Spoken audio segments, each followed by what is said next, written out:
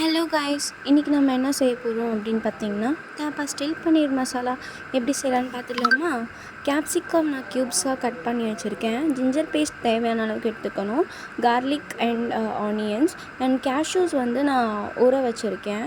And onion and 4 tomatoes and 3 red chilli, அப்புறமா இதெல்லாம் சேர்த்து நான் பாயில் பண்ணியிருக்கேன். அதை பாயில் பண்ணி அதை பீல் அவுட் பண்ணி இதை வச்சுக்கணும். வச்சதுக்கப்புறமா என்ன பண்ணணும் அப்படின்னா, அதை நல்லா கிரைண்ட் பண்ணி இந்த மாதிரி பேஸ்ட் பண்ணி வச்சுக்கணும். தென் நான் பன்னீருக்கு வந்து ஃப்ரை பண்ணுறதுக்கு நான் chilli powder, garam masala and salt போட்டு நல்லா மிக்ஸ் பண்ணி அதை வந்து ஆயில் போட்டு அதை ஃப்ரை பண்ணி எடுத்து வச்சுருக்கேன். இப்போ பாருங்கள், பன்னீர் நல்லா ஃப்ரை ஆகிடுச்சு. இப்போது நான் என்ன பண்ண போகிறேன் அப்படின்னா, கடாயில் ஆயில் ஆட் பண்ணி அதுக்கப்புறம் ஜிஞ்சர் பேஸ்ட் ஆட் பண்ணிவிட்டு அதை நல்லா சாட் பண்ணிக்கணும். அப்புறமா ஆனியன்ஸ் நான் க்யூப்ஸ் கட் பண்ணி வச்சுருக்கேன்ல, அதையும் ஆட் பண்ணி வச்சுக்கணும்.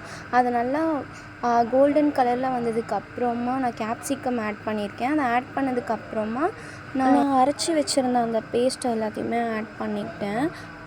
இப்போது மசாலாஸ் எல்லாமே நம்ம ஆட் பண்ணிக்கலாம். Garam masala, chilli powder, salt, அப்புறமா குமின் பவுடர் எல்லாமே சேர்த்து சாட் பண்ணிக்கலாம். இப்போது கேஷ்யூஸ் நான் வந்து ஆட் பண்ணிக்கிறேன், பேஸ்ட் பண்ணது. அதுக்கப்புறமா பட்டர் ஆட் பண்ணிவிட்டு பன்னீர் நான் வந்து கிரைண்ட் பண்ணி வச்சுருக்கேன். அதை நான் வீட்டிலே பண்ணேன். ரெசிபி நான் உங்களுக்கு அப்புறமா போடுறேன். இப்போது நான் வந்து ஃப்ரை பண்ணியிருந்த பன்னீர்ஸ்லாம் ஆட் பண்ணிக்கிட்டேன். Serve it with coriander leaf and now it's ready. Thank you.